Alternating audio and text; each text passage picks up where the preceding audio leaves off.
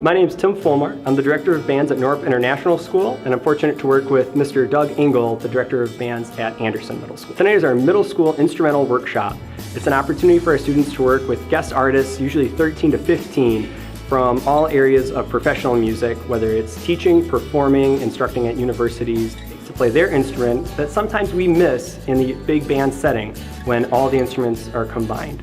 It's really an exciting opportunity for our students to be exposed and to hear new types of music, encounter a working relationship with professionals in the field, and really start to establish some of the seriousness that music can have while having some of the fun and even lucrative professional aspects that they may not be aware of.